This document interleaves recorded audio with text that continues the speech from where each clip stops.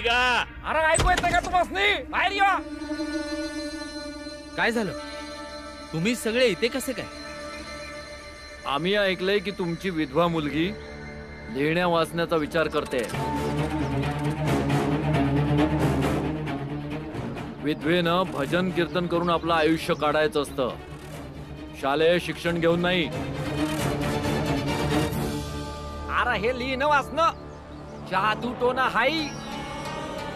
तुम्ही समजासनी बघितलं ना की आ भीमरावला लिहिण्या वाचण्याच्या 4 अक्षराचं ज्ञान काय झालं या. आमासनी नडाय बघतोया.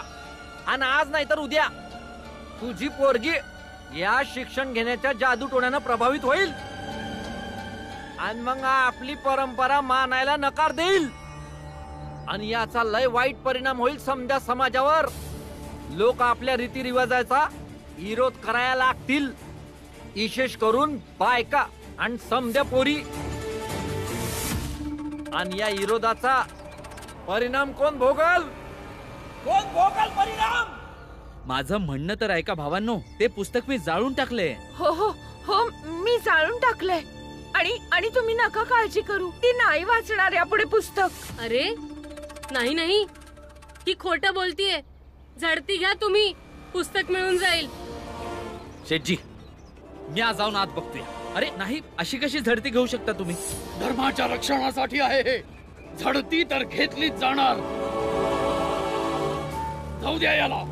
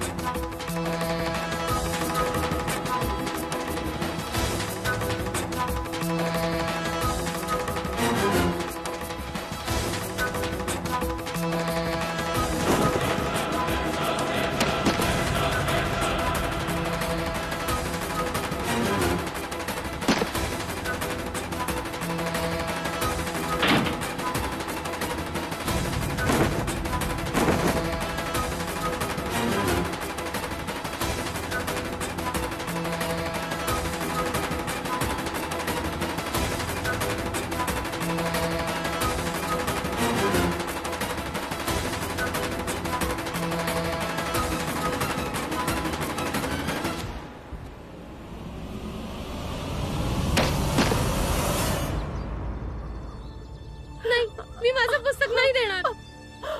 नाही देणार म्हणजे नाही देणार. नाही, मी नाही देणार ते पुस्तक. तू सांग ना. मी नाही देणार पुस्तक. असं कसं नाही देणार? मी आम्ही बघतोय. सोड माझं पुस्तक. काका माझं पुस्तक. काका नका घेऊ माझं पुस्तक. काका माझं पुस्तक द्या. हे बघा पुस्तक, लपून ठेवलं होतं हिनं.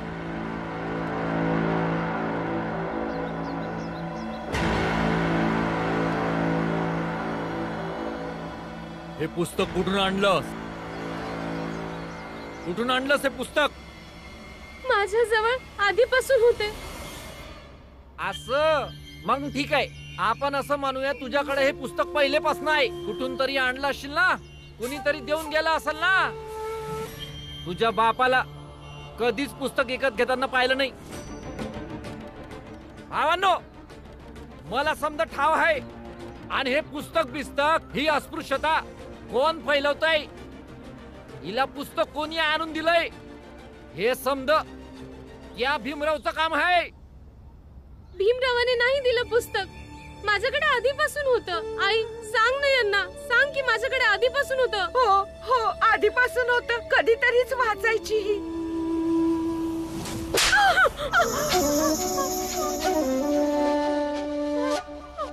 हे घ्या शेठजी.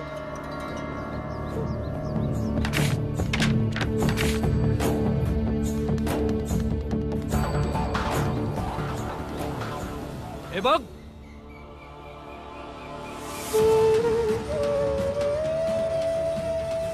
तुम्ही दोघंही बघा.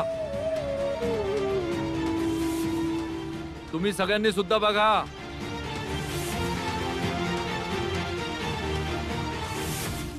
भीमराव लिहिला या पुस्तकावर. भीमरावने हिला हे पुस्तक दिलं आणि या मायलेकी आपल्याशी खोटं बोलतायत. खोट्याची आणि विधवा धर्माच्या विरुद्ध जाऊन ज्ञानाच्या नावाखाली पुस्तकाच्या माध्यमातून मनोरंजनाचा मार्ग शोधल्याची शिक्षा मिळायलाच हवी हिला. काय भावांनो? वय वय शिक्षा मिळायला पाहिजे. अहो पण ह्यामध्ये हिची काय चूक आहे? पुस्तक तर त्या भीमरावने दिले ना, तर त्याला शिक्षा द्या ना. पण पाप आहे हे. शिक्षा तर नक्कीच मिळेल. आणि ही शिक्षा भीमरावच्या समक्ष मिळेल. खूप ताई करतो ना तुला. त्याला पण कळलं पाहिजे का आमच्या समाजाच्या कुठल्याही माणसाशी संबंध ठेवण्याचा काय परिणाम होतो ते. सेठजी एकदम बरोबर बोलतात. आम्ही आता जाऊन त्या भीमरावला उचलून इथे आणतो. पण आता भीमराव शाळामंदी असेल. मला चांगलं माहिती आहे तो कुठल्या रस्त्यानं येतो ते आणि कुठल्या वेळेला येतो ते. उचला त्याला तिथनं. मग ठीक आहे. तुम्ही काही लोक इथं सेठजी सोबत थांबा आणि काही लोक माझ्या संग चला. चला भावांनो. चला. भीमरावला काहीच करू नका. शिक्षा मला द्या. भीमरावला काही करू नका. मला द्या शिक्षा. सोडा मला. सोडा. बरं आनंद, हे सांग की नवीन विद्यालयाचा अभ्यास कसा वाटतोय तुला? चांगली वाटत आहे गुरुजी, पण जेवढी भीमासनी चांगली वाटते तेवढी मला चांगली नाही वाटत. तरी बी शिकतो हाय, म्हणजे उद्या लोकांनी असं नको बोलाया की जगासनी शिक्षणाचा उपदेश देणारा भीम त्याचा भावच अनाडी हाय.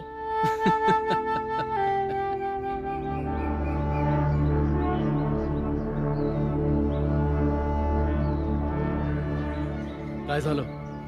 या प्रकारे मार्ग अडवायचा अर्थ काय? आम्ही या भीमरावला घ्यायला आलोय. ए भीमराव, चाल की आमच्या संग. कुठे घेऊन जात आहेत याला? मी असताना तुम्ही याला कुठेही घेऊन जाऊ शकत नाही. लय झालंय. याला आम्ही घेऊन तर जाणारच. बघतो तुम्ही कसे अडवता ते. काय भावांनो?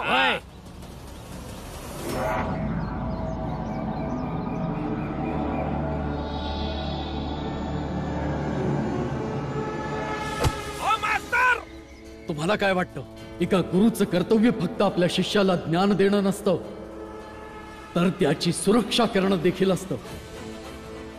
मी सांगितलं ना, मी असताना तुम्ही भीमरावला घेऊन जाऊ शकत नाही घेऊन जाऊ शकत तुम्ही. समजले?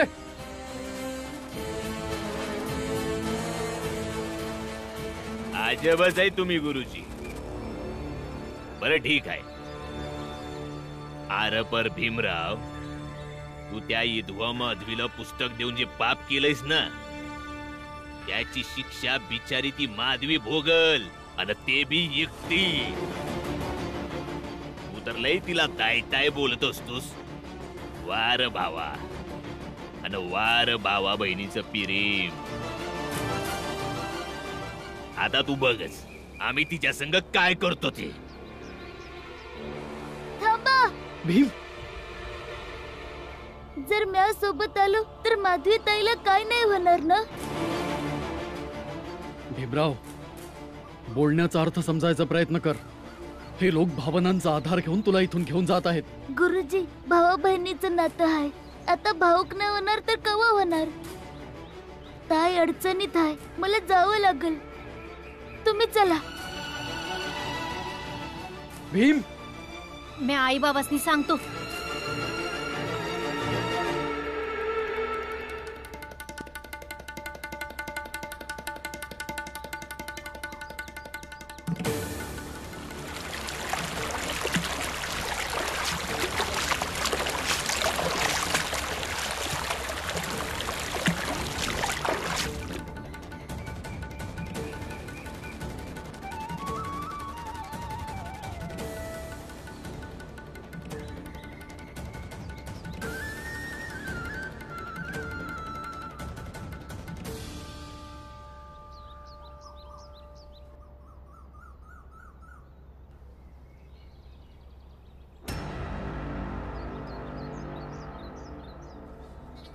सोडा माझ्या ताईला. सोडून द्या. कसं सोडावं हिला?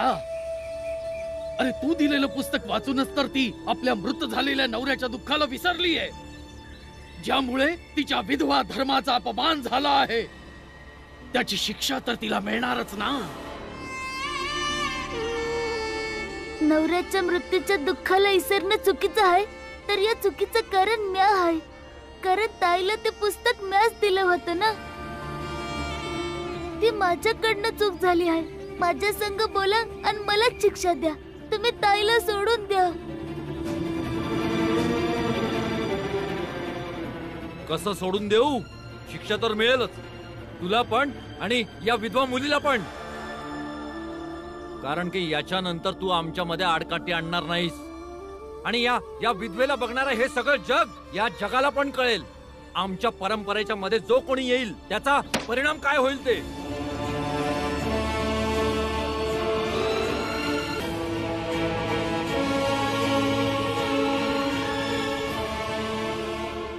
पण म्या दिलेलं पुस्तक ताईनं वाचलं आणि थोड्या वेळासाठी ती आपलं दुःख विसरली, तर यामध्ये काय चुकलं? असं काय झालं का समध्यांची मान्यता आणि परंपरेच्या विरुद्ध गोष्ट गेली? तर माझं ऐक, विद्वांचं शिकणं हा अधर्म असतो. आणि मग ती तुझं म्हणजे एका अस्पृश्य मुलाने दिलेलं पुस्तक वाचत असून स्वतःचं मनोरंजन करत होती, हसत होती ती. आणि एका विधवेचं शिकणं, मनोरंजन करणं, हसणं हे पाप असतं, पाप.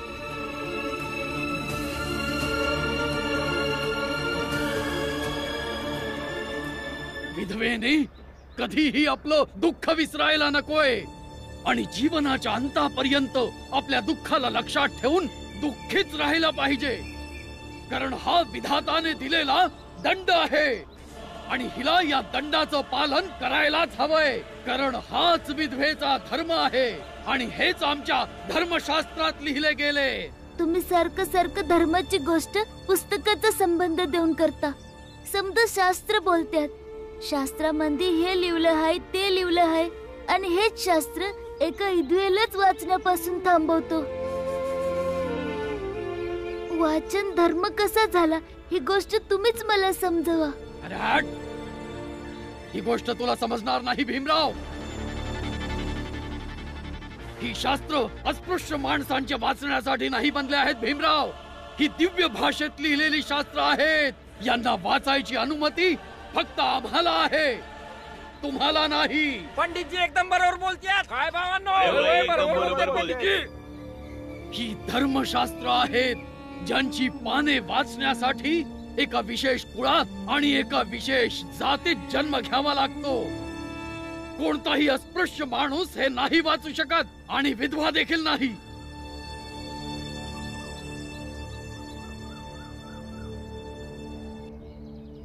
खरं तर तुम्हा सगळ्यांना त्या प्रत्येक माणसाची भीती वाटते जो वाचायला लिहायला सुरुवात करतो. कारण शिक्षित माणूस तुमच्या मान्यतांना घेऊन, तुमच्या परंपरांना घेऊन, इतकंच नाही तर तुमच्या पुस्तकांना घेऊन प्रश्न करतो, ज्याने तुमच्या ढोंगाचं गुपित उघडेल आणि मग सत्ता आणि समाजातून तुमचं वर्चस्व संपवून जाईल. आणि ज्या पुस्तकांच्या आधारावर तुम्ही लोकांना घाबरवून अरेरवी करता, नाही वाटत तुम्हाला की इतरांनीही शिकावं, कारण तो शिकून तुम्हा लोकांच्या मनमानीवर चाप लावून टाकेल.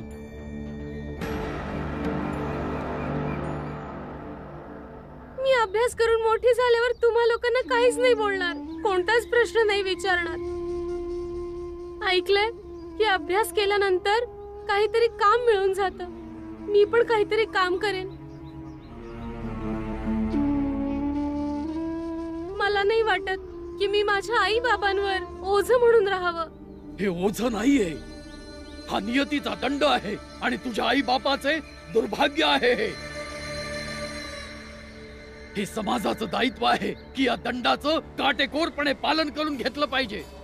नियतीच्या विधानाला बदललं जाऊ शकत नाही आणि ते बदलायचा विचार देखील करू नका. पाप आहे हे. ज्या अभ्यासाच्या बळावर तुला याच्यात बदल घडवून आणायचा आहे तो अभ्यास अपशकुन आहे. हे समाजाच्या कल्याण आणि शांतीच्या विरुद्ध एक षडयंत्र आहे. तुमच्या या धर्माच्या पुस्तकासनी म्या नाही वाचू शकत, पण काहीतरी उपाय असेल जो मला बी माहित पडेल का त्या पुस्तकांमध्ये काय लिहिलं आहे. तुम्ही एक काम करा, ते पुस्तक तुम्ही गुरुजीसनी देऊन टाका, ते वाचून आम्हासनी ऐकवतील. हो, हे सुद्धा ठीक राहील. लोकांच्या शंका तर दूर होतील आणि समध्यासनी माहित बी पडेल का तुम्ही जे सांगताय ते मनानं नाही सांगत आहे, ते खरंच कुठेतरी लिहिलं आहे. मला सुद्धा ऐकायचंय की हे सगळं कुठे लिहिलंय जे मला संपूर्ण आयुष्य भोगायचंय.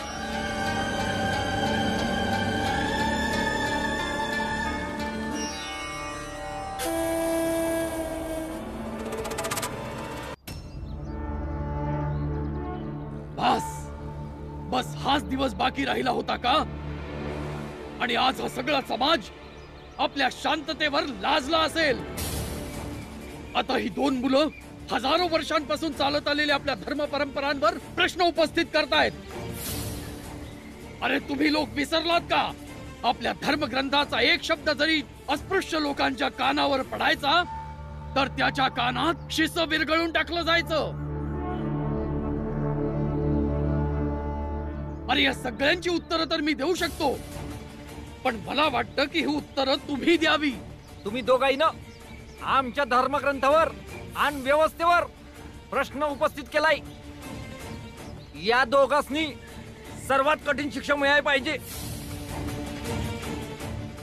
याच्यानंतर कोणाची हिंमत नको व्हाया का आमच्या धर्मग्रंथावर आणि आमच्या व्यवस्थेवर कुणी प्रश्न करायला नको. काय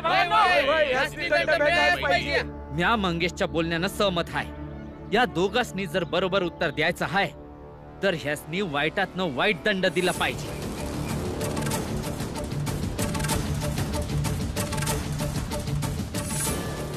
आता भीमरावाच्या घरातलीही लोक आलेली आहेत आणि हे सगळे जेव्हा एकत्र येतात, भीमरावाचा आम्हाला केस देखील वाकडा करता येत नाही.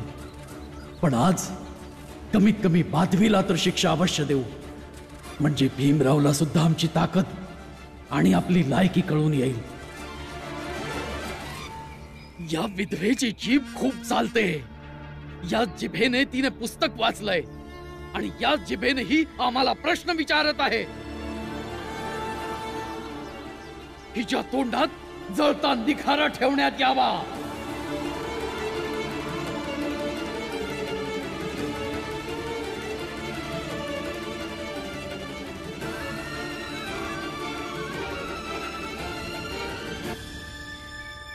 हा अगदी बरोबर दंड आहे. काय भावांनो? आणि हे सगळं या भीमरावाच्या समोर होऊ दे, म्हणजे याला सुद्धा कळू दे की याच्या एका चुकीमुळे याच्या ताईला केवढी मोठी शिक्षा भोगावी लागत आहे.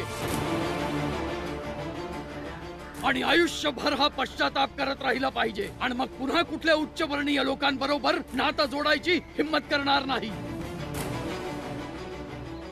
पंडितजीने अगदी बरोबर दंड दिलाय आणि या दंडाचं समर्थन आम्ही सगळे करतो. काय भावांनो? नाही, तुम्ही लोक असं नाही करू शकत. भीमा, हे रामजी, थांबव आपल्या मुलाला, नाहीतर याच्या तोंडात सुद्धा जळता निखारा टाकून देईन. नाही, आई, सोड मला. गप्प बस.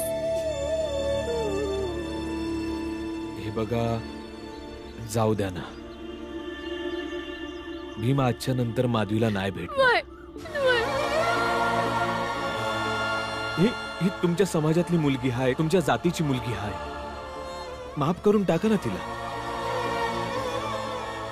हा, आजपासून मी माधवी ताईला नाही भेटणार. तुम्ही माधवी ताईला काय नका करू. पण हिने जो अपराध केला आहे त्याचा पश्चाताप तर करावाच लागेल ना. जा, जळता निखारा घेऊन या. काय करताय तुम्ही?